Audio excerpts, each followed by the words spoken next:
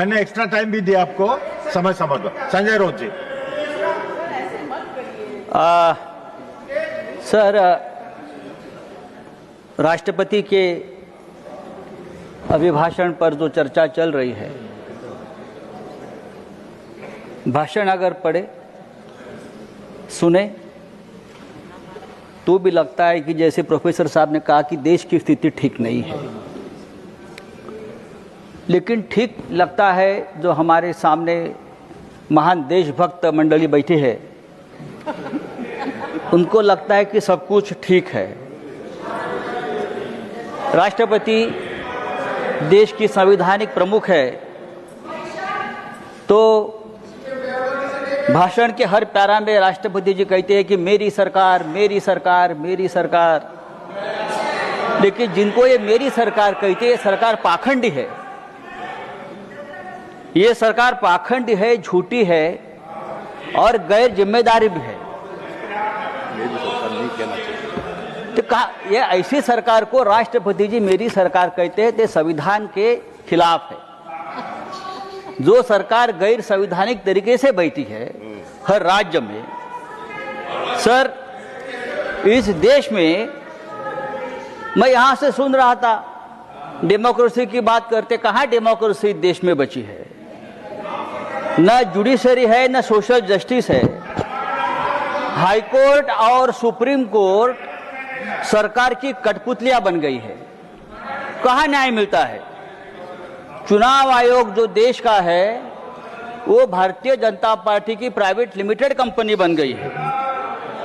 कहां न्याय मिलेगा आपको? सोनम वांगचुक कहां है? सोनम वांगचुक कहां है? आप देशभक्त है ना, आप मुझे बताइए सोनम वांगचुक का क्या हुआ? उनकी हालत क्या है? क्या वो जिंदा भी है? मुझे मालूम नहीं। कहां है वो?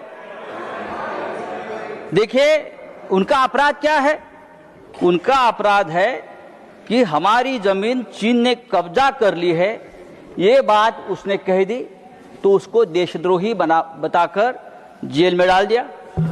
क्या ये डेमोक्रेसी है? मुझे लगता है सर ये डेमोक्रेसी की व्याख्या, डेफिनेशन नहीं है।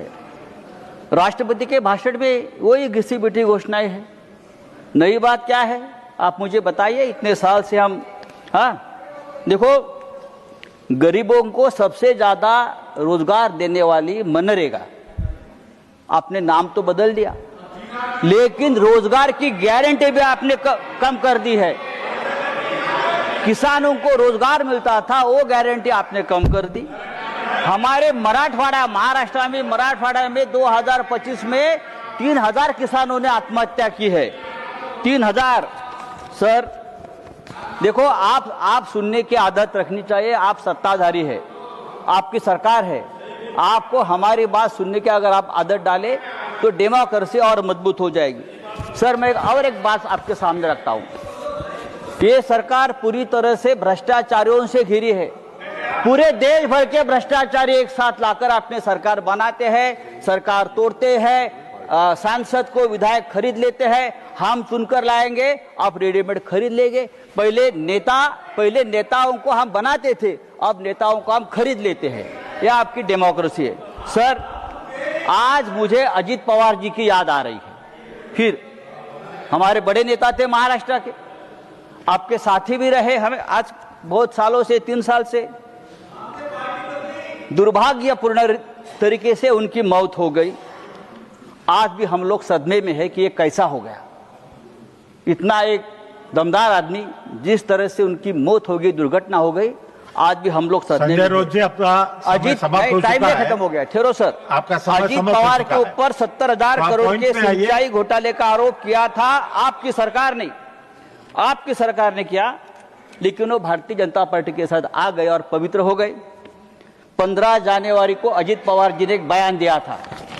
15 जनवरी को अजित पवार ने बयान दिया था और भारतीय जनता पार्टी को एक जवाब दिया था। आप सब्जेक्ट के बाहर बोल रहे हैं। क्या कहा था कि अगर आप सिंचाई घोटाले का आरोप करते हो, ये विषय नहीं है। सिंचाई घोटाले का आरोप करते हो तो सिंचाई घोटाले का पैसा हमने नहीं खाया है। भारतीय जनता पार्टी ने भी इस सिंचाई घोटाले में जमकर पैसा खाया है।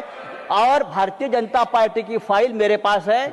ये अजित पवार का बयान 15 जनवरी को आया है और उसके बाद 10 दिन बाद अजित पवार की विमान दुर्घटना में मौत होती है। देखिए, मैं आरोप नहीं कर रहा हूं, लेकिन ये बहुत रहस्यपूर्ण है। आपके ऊपर आरोप किया, फाइल कहां है? मेरी जानकारी है कि अजित पवार वो फाइल हमेशा अपने साथ रखते थे। जब मुंबई से वो निकले बारामती में, तब भी वो फाइल उनके पास थी और आधे घंटे में अजित पवार जी की दर्दनाक मौत हो गई। उसकी जांच होनी चाहिए और ये जांच इस तरह से होनी चाहिए, एक इंडिपेंडेंट जुडिशियल इंक्वायरी होनी चाहिए कि ये क्या है। धन्यवाद। ये सब्जेक्ट नहीं है। भ्रष्टाचार का आरोप। मुझे तो जस्टिस लोया की याद आ गई। मुझे जस्टिस लोया की याद आ गई। जब अजित पवार का एक्सीडेंट मैंने देखा तो मुझे जस्टिस लोया की याद आ गई। क्या इस प्रकार का कोई हादसा तो नहीं होगा? देखिए, सुनने की आदत रखो। ये डेमोक्रेसी है, आप सुनने की आदत रखो।